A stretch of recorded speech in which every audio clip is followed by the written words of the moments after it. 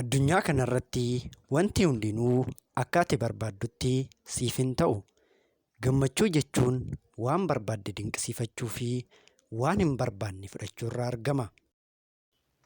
Akkam jirtu hordoftoota keenya kan hordofaa jirtan kun chaanaalii keessan chaanaalii Kakuu Miidiyaati. Guyyaa har'aa gadda keessa koo waan natti dhagahame maaltu akka na gaddisiise isinitti himachuufaan dhufe.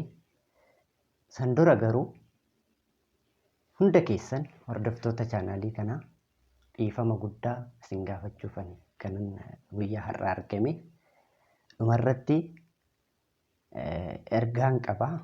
Ergaan koos ergaa faallaa gadda koo kanaa ta'e gammachuu koo isinitti himuufan dhufee jechuudha. Jalqaba waan natti dhagahame waanan har'a gaddeef sababa gadda kootii fi kana booda immoo maal gochuu akkan qabu egaa dhumarratti kanan isinitti himu ta'a jechuudha. Egaa hunda dura hanga guyyaa kanaatti na eegdanii turuu keessaniif dhiifama guddaa isin gaafachuun barbaada. Egaa akkuman jalqaba jedhe baay'een gaddee kanan ani gaddisii ofuma mataa kootti.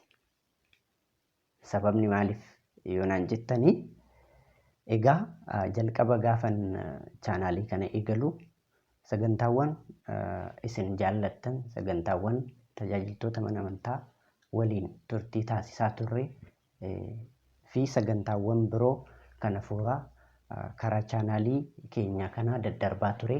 Isinis jaallattanii chaanaalii keenya hordofaa turtan gidduutti garuu isin jalaa baduu kootiif gadda guddaatu natti dhagahama. Baay'een ofitti gaddee sababni kun ta'eefis immoo dhuguma dubbachuuf taanaanii jalqabaa gaaf jalqabnu eessa akka gahuuf kaanii imalli keenya garamitti akka ta'e beeknee jalqabne garuu akka gaafa dura jalqabnu sanatti imaluu dadhabuun keenya dadhabbina koodha.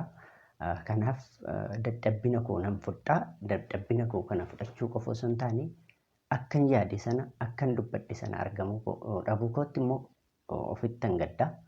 Kanaaf gara fuulduraa san fooyyessuuf nan yaalaa. Yoo Waaqayyo naaf heeyyame yoo isin immoo na cinaa dhaabattanii gara fuulduraatti sagantaawwan inumaa kana dura darban caalaa sagantaawwan babbareedoo isinirraa barachuu dandeessan itti bashannanaa itti bohaaraa isinirraa barachuu dandeessan isiniif qabadhee dhufuuf dhuguma isiniifan himaa jechuudha har'aa. Egaa rakkoo amma ani kaase kanaaf maaltu sababa ta'e yoo jennee kaasnee saboota xiqqoo tokko kaasnee dabarraa. Garuu haaluma kamuu keessattuu sababa tarreessina yoo ta'e sababni eessumaan iyyuu nu gahu hojii kamuu keessatti hojii biyya lafaa keessattis haa ta'u ani qarshii waanan hin qabneef ani yeroo waanan hin qabneef ani nama waanan hin qabneef jennee sababa tarreessina yoo ta'e yeroo hundumaa nama sababa tarreessu taana malee nama hojii taanee hin argamnu jechuudha. Kanaaf sababa tarreessu akkana jalaaf hin taane maaltu akkan badu maaltu akkan fagaadhu na taasise yoo jettanii jalqaba akkuma namni kamuu egaa amaleeffatees haa ta'u dhuguma yeroo dhabees haa ta'u hin beeku yeroo hin qabu jedhu anis akka carraa gidduudhaan yeroon xiqqoo itti viidiyoo waraabuu fi akkasuma viidiyoo kana hojjedhee isin biraan gahu waanan dhabeef isin jalaa badee. Kana booda garuu waan hundasaa sirreessuuf nan yaala akkuma dura dubbadhe. Inni kan biraa yeroo dhabuu caalaa immoo haala mijataa barbaadudha. Yeroodhaanis wal qabatee iddoodhaanis wal qabatee meeshaalee itti sagantaa kanaan hojjechuuf fayyadamu kamiyyuu haa ta'u isa kanneeninis wal qabatee waan jiru maaltu jira bakka haala mijataa eeguu. Haala mijataa yeroon fidee dhufa jennee eeguun akka inni eessanuun hin geenye hubannee jirra.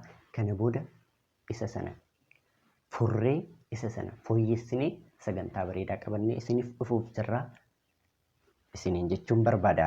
Egaa gamanumaani kan biraanii dhuguma dubbachuuf akkuma jalqaba dubbadhee yeroo hundumaa gaafa imala eegallu yookaan gaafa waa hojjechuu jalqabnu eessa gahuuf akka jalqabne tarkaanfiin keenya garamitti akka ta'e beekuun dirqama keenyadha. Beekuu qabna. Yoo bakka deemnu hin beekne maal jennu bidiruu yookaan immoo yabala kompaasii malee adeemtu jechuudha. Kallattii agarsiiftuu hin qabdu.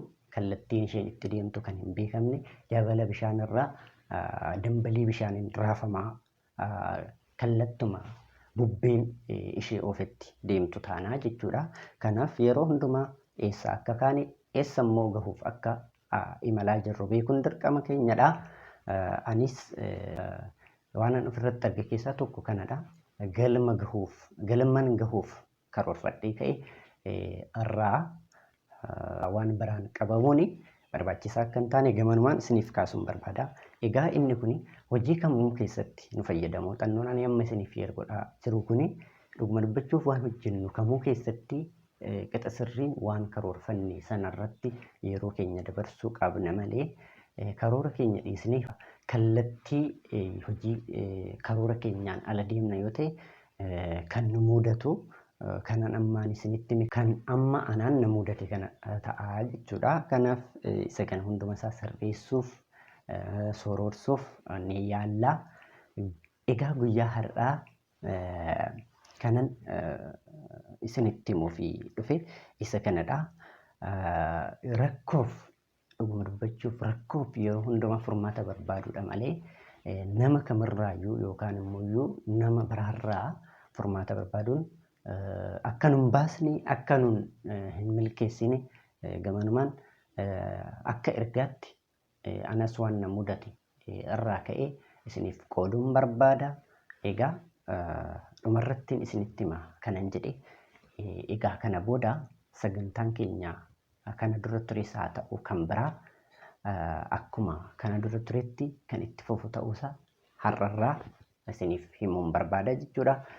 Kana dura sanbata duraa galgala sa'aatii 2 yeroo hundumaa kan isin bira gahu sagantaa tokko qabna ture. Sagantaa sunis sagantaa biraan dabalamee bareedee inumaa akka biraatti sanbata duraa yeroo hundumaa torbanii galgala sa'aatii 1 sagantaa bareedaa tokko kan isin biraan geenyu ta'a. Guyyaa har'aa roobii galgalas sagantaa tokko dabalannee akkuma har'a kunoo ergaa qabadhee isiniif dhufe sagantaawwan biraa ergaa of keessaa qaban dhaamsa of keessaa qaban kan biroos dabaladhee isiniif dhufaan jira. Kanaaf torbanitti yoo xiqqaate viidiyoo 2 isin biraan geenya. Isin immoo nu hordofuun dagatina. Chaanaalii keenya kanaaf warri haaraa taatan subscribe gochuu akka hin irraanfanneen isin jechuu barbaada.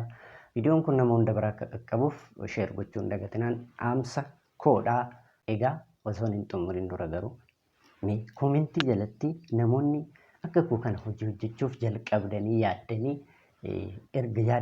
erga jalqabdanii booda rakkoon amma isin kaase kun yoo isin mudateera ta'e naaf kaasaa koomentii jalatti naaf barreessaa. Furmaanni isaa immoo maal akka ta'e walumaan kan barbaannu ta'a. Egaa warreen immoo akka kanatti waan jalqabdan irraa sababa tokkoon duubatti deebitanii furmaanni isaa kanuma nama isiniif kaa'e kana sababa baay'isuun barbaachisaa miti. Yeroo mijataa eeggachuun teenye yeroo mijataa eeguun yookaan immoo haala mijataa barbaaduun kan nun baasne ta'uusaa ofirratti waan an argeef ammuma har'uma jalqabaa waan kana dura jalqabdanii adda kuttan itti fufaa cimsaa hojjedhaan isiniin jechuu barbaada. Kan har'aaf qabadhee dhufe kanumarratti xumura. Isinan jaaladha. Nagaatti fayyaanuuf ta'a. Viidiyoo itti aanuun hanga wal agarruutti fayyaatti nagaan nuuf tura.